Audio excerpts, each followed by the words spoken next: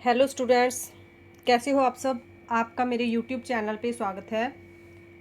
Students, जैसे कि आपको पता ही है आप सबको कि सितंबर में हमारे जो ये आपके एग्ज़ाम हैं वो होंगे, वो होने वाले हैं और आपकी तैयारी भी चल रही होगी और आपको इसकी हेल्प भी ज़रूरी चाहिए होगी। तो आपके एग्ज़ाम में हेल्प करने के लिए ही मैं ये वीडियोस बनाती हूँ। तो आपसे गुजारिश है स्टूडेंट्स कि आप सभी क्वेश्चंस पढ़िए, सभी क्वेश्चंस इम्पॉर्टेंट हैं ताकि आपके लिए ये सारे हेल्पफुल हो सकें। तो मैं यहाँ जितनी मेरी कोशिश है मैं इम्पॉर्टेंट क्वेश्चंस ही आपके लिए इन वीडियोस में लेके आती हूँ। तो उसी प्रकार आज मैंने 10-10 नंबर वाले और क्वेश्चंस की वीडियो बनाई है। आशा करती हूँ ये आपके लिए फ़ायदेमंद होंगे, आपको काफ़ी फ़ायदा होगा इनका। मैंने पहले भी आपको बताया है स्टूडेंट्स कि ये जो 10-10 नंबर वाले क्वेश्चंस हैं इनका आपके लिए बहुत फ़ायदा है। 4 नंबर वाले क्वेश्चंस भी आप इनमें से ही लिख सकते हैं। एमसीक्यूज़ भी आपके काफ़ी सारे इनमें से बन जाते हैं। बस आपको ये पता होना चाहिए कि हमने ये क्वेश्चन का आंसर जो है ये किस क्वेश्चन में पढ़ा था, ताकि आप इनमें से वहीं पर तभी आप अपना आंसर नोट कर सकें, लिख सकें और आपको इसके अंक मिल सकें। तो हमारा पहला क्वेश्चन है स्टूडेंट्स, आइए देख लेते हैं। वृद्धि अनुवीक्षण की संकल्पना को परिभाषित कीजिए। हमें यहाँ पे क्या करना है स्टूडेंट्स, हमसे पूछा गया है कि बच्चे की जो वृद्धि है उसके अनुवीक्षण संकल्पना को परिभाषित करना है आपको। अनुवीक्षण क्या होता है? किसी चीज़ पर निगरानी रखना, लगातार निगरानी रखोगे उसको अनुवीक्षण कहते हैं। ये संस्कृत हिंदी के शब्द हैं स्टूडेंट्स, और आपको ये वैसे तो बहुत ज़्यादा ये वर्ड नहीं होते हैं संस्कृत के। बस ये होता है कि आपको उलझाने के लिए ये जो वर्ड होते हैं ये उसमें यूज़ किए जाते हैं। तो ज़्यादातर हिंदी सिंपल ही होती है आपके लिए, और ये आपके लिए आसान भी है।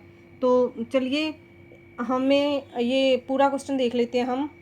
वृद्धि अनुवीक्षण की संकल्पना को परिभाषित कीजिए तथा इसका प्रयोग बच्चे के पोषण स्वास्थ्य स्तर को मापने में किस प्रकार सहयोगी है, बताइए। ये हमें इसका जो प्रयोग है बच्चे के पोषण स्वास्थ्य स्तर को मापने में किस तरह ये हमारी हेल्प करता है, ये हमें बताना है।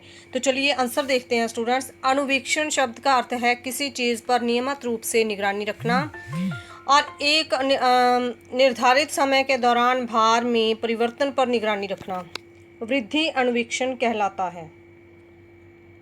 वृद्धि का रिकॉर्ड रखने के अंतर्गत नियमित रूप से भार लेना, भार को ग्राफ पर अंकित करना तथा बच्चों की वृद्धि के परिवर्तन का विश्लेषण करना भी आता है। इस अभ्यास से प्राप्त परिणामों द्वारा माँ को उचित सलाह देकर उपचार के तरीकों के बारे में बताकर अनुवर्ती कार्रवाई की जा सकती है। दूसरे शब्दों में वृद्धि अनुवीक्षण में भार का निर्धारण तथा उसके अनुसार कार्रवाई किए जाने वाले उपचार कार्रवाई कहते हैं उसको, अनुसार कार्रवाई करना दोनों ही शामिल हैं। वृद्धि अनुवीक्षण के इन कार्यों को वृद्धि अनुवीक्षण तथा वर्धन शब्द द्वारा व्यक्त किया जाता है। वर्धन शब्द को इसलिए इसमें जोड़ा गया है क्योंकि वृद्धि अनुवीक्षण शब्द उपचार कार्य का नहीं बल्कि सिर्फ भार निर्धारण का ही सूचक प्रतीत होता है। समन्वित बाल विकास सेवाएं कार्यक्रम के अंतर्गत वृद्धि अनुवीक्षण को निम्न रूप से परिभाषित किया जा सकता है। वृद्धि अनुवीक्षण वृद्धि का नियमित रूप से मापन है जिससे माता पिता अपने बच्चों में अपने बच्चों के होने या ना होने का पता लगा सकती हैं तथा बच्चों की नियमित वृद्धि को बनाए रखने और बच्चे को स्वस्थ रखने के लिए उचित तथा व्यवहारिक निर्देश और सलाह प्राप्त की जा सकती है। तो स्टूडेंट्स, इसमें आपको सारा जो आंसर जितना भी हमने पढ़ा है समझ में आ गया होगा। तो यहाँ पे सभी जानते हैं कि बच्चे की वृद्धि और विकास पहले से ही जो साइंस है वो इतनी पावरफुल है कि सब कुछ साइंस के द्वारा पता लगाया जा सकता है और उसी के हिसाब से हमें ये बताया गया है कि जो वृद्धि यंत्र होते हैं उनके द्वारा बच्चे की वृद्धि विकास बढ़ रहा है या नहीं बढ़ रहा है, कितना उसका वेट है और कि उसको खुराक की ज़रूरत है या नहीं है, वो सब पता लगाया जा सकता है। उसी के संबंध या उसी से रिलेटेड ये क्वेश्चन है। तो आसान सा क्वेश्चन है, आपको अच्छे से याद हो जाएगा। अगला पॉइंट देख लेते हैं स्टूडेंट्स, वृद्धि अनुवीक्षण से अपेक्षाएं तथा उनकी पूर्ति।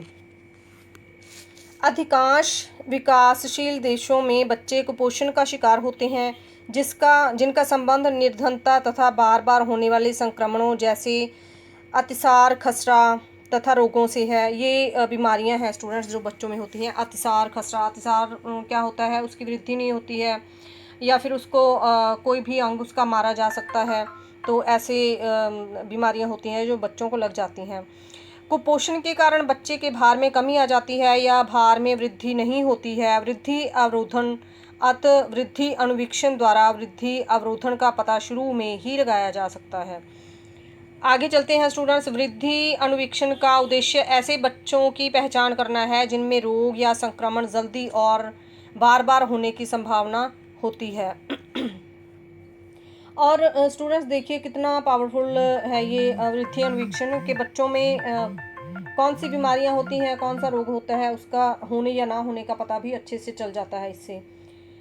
तो चलिए आगे, अपर्याप्त वृद्धि का प्रारंभिक लक्षण देखते ही उचित कार्य करना वृद्धि अनुवीक्षण का दूसरा उद्देश्य है। साथ ही साथ पोषण, अंतक्षेप, पूरक आहार और अन्य स्वास्थ्य अंतक्षेप भी प्रदान करना है। इसमें क्या आ जाता है स्टूडेंट, साथ ही पोषण, अंतक्षेप, स्तनपान, पूरक आहार आदि। पोषण अंतक्षेप हैं ये सभी, स्तनपान, पूरक आहार या ये जो स्वास्थ्य अंतक्षेप जो हैं, ये टीकाकरण, जीवन रक्षक घोल, उपचार, ये सभी क्या हैं, ये स्वास्थ्य अंतक्षेप हैं। और स्तनपान, पूरक आहार, ये पोषण अंतक्षेप हैं। तो इस पे आप ये जो आंसर है आपको एमसीक्यू में आपकी हेल्प करेंगी, तो इसे याद रखना है आपको। तो आगे चलते हैं, जिससे कि बच्चा स्वास्थ्य बना रहे तथा नियमित रूप से उसकी उचित वृद्धि होती है। वृद्धि अनुवीक्षण एक निवारक तथा वर्धन कार्यनीति है जिसका उद्देश्य कुपोषण होने से पहले ही सही उपचार कार्य करना है। वृद्धि अनुवीक्षण के द्वारा वृद्धि पर निगरानी रख हम माँ में वृद्धि की अनिवार्यता तथा इसके विषय में जागृति फैला सकते हैं। तो देखिए अनुवीक्षण, ये लाइन कितनी सिंपल सी है, वृद्धि अनुवीक्षण के द्वारा वृद्धि पर निगरानी रखकर। तो अनुवीक्षण क्या मतलब है स्टूडेंट्स, लगातार हर चीज़ पर निगरानी रखना वृद्धि अनुवीक्षण कहलाता है। तो इसी के हिसाब से हम इस माँ में वृद्धि को अनुवीक्षण तथा इसके विषय में जागृति फैला सकते हैं। तो अगला पॉइंट है स्टूडेंट्स हमारा, वृद्धि पर निगरानी रखना। वृद्धि पर निगरानी रखने का सामान्य तरीका भार लेना है। भार के अतिरिक्त अन्य मानवमित्य माप जैसे बांह की वृद्धि का माप या रोग जांच के तरीके से भी वृद्धि पर निगरानी रखी जा सकती है। तरीका कोई भी हो, परंतु वह ऐसा हो जो वृद्धि में होने वाले परिवर्तनों का पता लगाने में विशेष रूप से पर्याप्त हो तथा समुचित व्याख्या और उपचार कार्य से जुड़ा हो तथा सूक्ष्मग्राही हो। निर्धारण का एक अन्य साधन वृद्धि चार्ट है। मुख्य रूप से समय के साथ साथ भार में हुए परिवर्तनों को अंकित करने और व्याख्यात करने के साधन के रूप में तैयार किया गया है। वृद्धि चार्ट कहलाता है, देखिए यहाँ पे ये एमसीक्यूज बन जाता है कि मुख्य रूप से समय के साथ साथ भार में हुए परिवर्तनों को हम किस चीज़ से पता लगा सकते हैं, वृद्धि चार्ट के द्वारा इसका पता लगाया जा सकता है। आगे चलते हैं, वृद्धि चार्ट की मुख्य विशेषता ग्राफ है। तो देखिए यहाँ पे वृद्धि चार्ट की मुख्य विशेषता क्या है स्टूडेंट्स, इसका आंसर है ग्राफ। वृद्धि चार्ट की मुख्य विशेषता क्या है, ग्राफ है, जिस पर भार को आयु के अनुरूप अंकित किया जा सकता है। तो यहाँ पे एक और एमसीक्यू है स्टूडेंट्स, वृद्धि चार्ट को किस पर कैसे अनुरूप से अंकित किया जा सकता है, तो क्या है इसका आंसर, आयु के अनुरूप अंकित किया जा सकता है ताकि ग्राफ पर वृद्धि को तुलना मानक भार से की जा सके। तो ये एमसीक्यू आपके ये यहाँ पे 2 बनते हैं स्टूडेंट्स। तो यहाँ पे हमारा ये एक क्वेश्चन था 10 नंबर का। तो चलिए आगे चलते हैं स्टूडेंट्स, हमारा ये अगला, तो स्टूडेंट्स हमारा अगला क्वेश्चन है, देखिए बहुत ही इंपॉर्टेंट क्वेश्चन है ये, आप ध्यान से सुनिएगा। अगला क्वेश्चन है, राष्ट्रीय टीकाकरण कार्यक्रम का वर्णन कीजिए। इसमें सहभागिता का अभाव होने के क्या कारण हैं? यहाँ पे हम राष्ट्रीय टीकाकरण का वर्णन करेंगे स्टूडेंट्स। तो चलिए शुरू करते हैं। बच्चों में बीमारी तथा मृत्यु का प्रमुख कारण संक्रामक रोग है। इन रोगों में बीमार होने वाले तथा मरने वाले बच्चों के अतिरिक्त कुछ बच्चे ऐसे भी होते हैं जो इन बीमारियों के कारण जीवन भर के लिए अपंग हो जाते हैं। देश के विभिन्न भागों, विशेषकर ग्रामीण क्षेत्रों में नवजात शिशुओं की मृत्यु का प्रमुख कारण टिटनेस ही है। इसी प्रकार 5 वर्ष के से कम आयु के बच्चों के लंगड़ा हो जाने का प्रमुख कारण पोलियो है। प्रतिवर्ष डिप्थीरिया, काली खांसी, टिटनेस, क्षय रोग तथा टाइफाइड से असंख्य बच्चे पीड़ित होते हैं। देखिए स्टूडेंट्स, आपका इस पे जो है ये एमसीक्यू बनता है आपका यहाँ पे। तो ये आसान सा क्वेश्चन है स्टूडेंट्स, आपको समझ में आ रहा होगा। बहुत सिंपल क्वेश्चन है। तो देखिए, देश के विभिन्न भागों में प्रमुख कारण देश के विभिन्न भागों में टीकाकरण कौन कौन से क्षेत्रों में होते हैं, तो उनके क्षेत्र बताए गए हैं स्टूडेंट्स यहाँ पे। ये उसका क्वेश्चन है। विशेषकर ग्रामीण क्षेत्रों में नवजात शिशुओं की मृत्यु का प्रमुख टीकाकरण टेटनस से ही है। ग्रामीण क्षेत्रों में स्टूडेंट्स, इसका जो मैंने आपसे क्वेश्चन अभी पूछा है, आपको बताया है, तो इसका आंसर होगा ग्रामीण क्षेत्रों में। तो इसकी पूरी लाइन है, देश के विभिन्न भागों, विशेषकर ग्रामीण क्षेत्रों में। देखिए कौन से भागों में, खासकर देश के विभिन्न कौन से भागों में टीकाकरण होता है, क्या ज़रूरत है उसकी, कौन से क्षेत्र में ज़रूरत है, खासकर ग्रामीण क्षेत्रों में इसकी ज़्यादा ज़रूरत होती है। तो चलिए इसके लाइन हम दोबारा से दोहराते हैं। देश के विभिन्न भागों, विशेषकर ग्रामीण क्षेत्रों में नवजात शिशुओं की मृत्यु का प्रमुख कारण टेटनस ही है। ग्रामीण क्षेत्रों में नवजात शिशुओं की प्रमुख मृत्यु का कारण कौन सा है स्टूडेंट्स? ये दूसरा एमसीक्यू है आपका, इसका आंसर है टेटनस। तो चलिए आगे चलते हैं। इसी प्रकार 5 वर्ष से कम आयु के बच्चों के लंगड़ा हो जाने का प्रमुख कारण पोलियो है। कितनी वर्ष के बच्चों में पोलियो की आशा ज़्यादा होती है? तो आप यहाँ पे आंसर लेंगे 5 वर्ष से कम आयु के बच्चों में पोलियो होने का डर होता है। ये आपके एमसीक्यू बन गए। तो आगे चलते हैं। प्रतिवर्ष डिप्थीरिया, काली खांसी, टेटनस, क्षय रोग तथा टाइफाइड से असंख्य बच्चे पीड़ित होते हैं। कौन कौन सी बच्चों प्रति 5 वर्ष में कौन कौन से बच्चे प्रतिवर्ष कौन कौन सी बीमारियों से पीड़ित होते हैं? तो ये बीमारियों के नाम है स्टूडेंट्स। प्रतिवर्ष डिप्थीरिया, काली खांसी, टेटनस, क्षय रोग तथा टाइफाइड से असंख्य बच्चे पीड़ित होते हैं। ये आपका एमसीक्यू एक और बना दिया मैंने। बच्चों को इन घातक बीमारियों से बचाया जा सकता है यदि इन्हें प्रतिरक्षीकरण कार्यक्रम के अंतर्गत लगाए जाने वाले सभी टीके लगवाए जाएं तथा दवाएं दी जाएं। तो ये आपका एमसीक्यू और इसका आंसर बन जाता है, प्रतिरक्षण कार्यक्रम के अंतर्गत लगाए जाने वाले सभी टीके इनको बीमारियों से बचा सकते हैं। कौन सी बीमारियों से बच्चों को बचाया जा सकता है? प्रतिरक्षण कार्यक्रम के अंतर्गत लगाए जाने वाले सभी टीके लगवाकर बच्चों को सभी बीमारियों से बचाया जा सकता है। प्रति वर्ष भारत में 13 लाख से बच्चे अकाल मृत्यु के शिकार हो जाते हैं। कितनी आयु के बच्चे प्रति वर्ष बीमारियों के शिकार होते हैं? 13 लाख से अधिक बच्चे बीमारियों के शिकार होते हैं। विकासशील देशों में सभी इन बीमारियों के कारण प्रतिवर्ष 30 साल की अकाल मृत्यु हो जाती है और 50 लाख बच्चे अपंग हो जाते हैं, जिसे प्रतिरक्षण द्वारा रोका जा सकता है।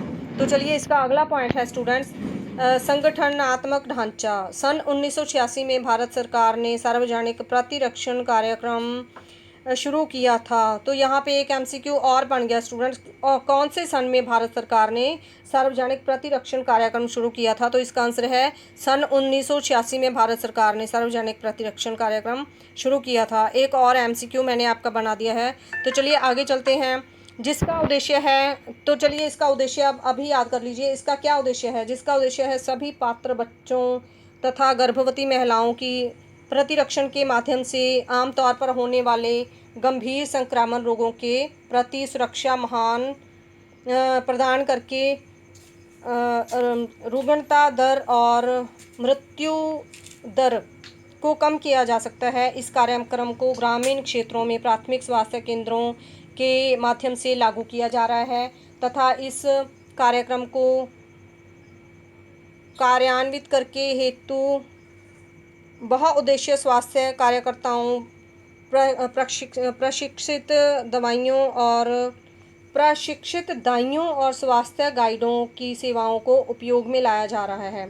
जिला स्वास्थ्य प्रशासन इस कार्यक्रम के लिए दवाइयाँ, टीका तथा उपकरणों आदि को आपूर्ति करता है। तो चलिए हमारा अगला पॉइंट देख लेते हैं, गतिविधियाँ। समुदाय में रोगों को कम करने हेतु प्रतिरक्षण के रूप में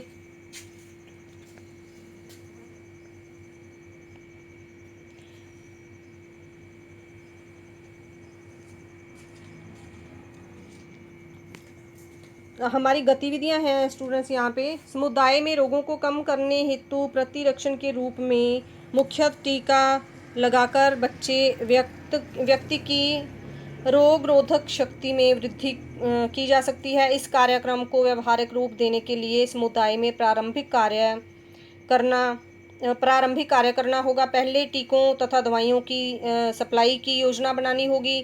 तत्पश्चात उन्हें भंडारण करना होगा और उनकी व्यवस्था करनी होगी। साथ ही सूचना प्रणाली का विकास करना होगा और फिर इसकी पुष्टि प्राप्त करनी होगी ताकि यह पता चल सके कि कार्य कब कहाँ तक चल सकता है और उसमें क्या क्या खामियां रही हैं। तो आइए स्टूडेंट्स हमारा अगला क्वेश्चन देख लेते हैं। हमारा अगला क्वेश्चन है, मध्याह्न पोषण कार्यक्रम एक पूरक आहार कार्यक्रम है, इसके बारे में संक्षेप में बताइए।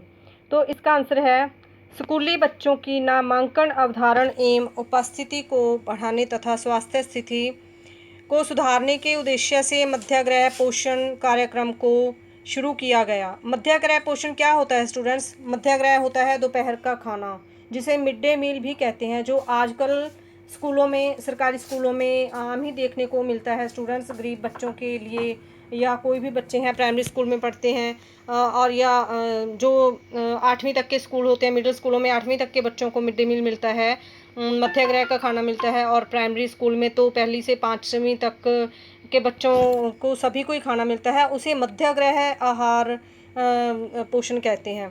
तो चलिए इसका आंसर हम दोबारा से शुरू करके देख लेते हैं स्टूडेंट्स। स्कूली बच्चों की नामांकन अवधारण एवं उपस्थिति को बढ़ावा देने के लिए तथा स्वास्थ्य स्थिति को सुधारने के उद्देश्य से मध्याह्न पोषण कार्यक्रम को शुरू किया गया। इस कार्यक्रम को स्कूल आहार अथवा स्कूल का दोपहर का भोजन कार्यक्रम भी कहा जाता है। यह एक पूरक आहार कार्यक्रम है। इस कार्यक्रम में मुख्य लाभार्थी प्राथमिक कक्षाओं में पढ़ने वाले बच्चे होते हैं। बच्चों के लिए पूरक आहार की आपूर्ति करना इस कार्यक्रम का मुख्य उद्देश्य है। इस कार्यक्रम को प्रारंभ करने का कारण है आहार संबंधी सर्वेक्षण। इन सर्वेक्षणों द्वारा यह पाया गया है कि पौष्टिकता की दृष्टि से बच्चों को घर में मिलने वाला आहार अपर्याप्त होता है। बहुत से बच्चे विशेषकर ग्रामीण क्षेत्रों में आधे भूखे अथवा बिना कुछ खाए लंबा रास्ता तय करके विद्यालय आते हैं। ग्रामीण क्षेत्र कौन से होते हैं स्टूडेंट्स? ग्रामीण क्षेत्र होते हैं गांव वाले, जो गांव में स्कूल होते हैं या गांव के बच्चे होते हैं, वो कभी कभी किन्हीं घरों में खाना ही नहीं बनता है सुबह, तो वो बच्चे एक तो खाना नहीं मिलता, भूखे होते हैं और काफ़ी दूर तक का लंबा रास्ता तय करते हैं। इसी को मुख्य रख के सरकार ने क्या किया है, मध्याह्न भोजन जो है स्कूलों में शुरू किया है ताकि बच्चों को इसका फ़ायदा मिल सके। तो चलिए आगे देखते हैं। इसलिए मुश्किल से ही वे पढ़ाई में अपना मन लगा पाते हैं तथा शिक्षा का लाभ उठाते हैं। जब बच्चों के पेट भूखे होंगे तो स्टूडेंट्स उनका पढ़ाई में कैसे मन लगेगा? तो जाहिर है कि इन सब बातों को गवर्नमेंट ने ध्यान में रखा है। इसके अलावा इन बच्चों की वृद्धि तथा विकास भी तीव्र गति से होता है, इसलिए भी उनकी जो पोषण संबंधी आवश्यकताएं हैं उनको अधिक होती हैं। तो आगे हमारा पॉइंट है, कार्यक्षेत्र और उद्देश्य। इस कार्यक्रम के अंतर्गत 2 चैनलों अर्थात बालवाड़ियों तथा प्राथमिक स्कूलों द्वारा 10 वर्ष की आयु से छोटे बच्चों को आहार देने का कार्य क्रियान्वित किया जाता है। 5 वर्ष की आयु से छोटे बच्चों को बालवाड़ियों द्वारा और 5 से लेकर 9 वर्ष की आयु तक के बच्चों को प्राथमिक स्कूलों द्वारा आहार दिया जाता है। इस कार्यक्रम के अंतर्गत बच्चों को दोपहर का भोजन निःशुल्क प्रदान किया जाता है। इस कार्यक्रम के स्वास्थ्य तथा शिक्षा संबंधी दोनों ही प्रकार के उद्देश्य हैं।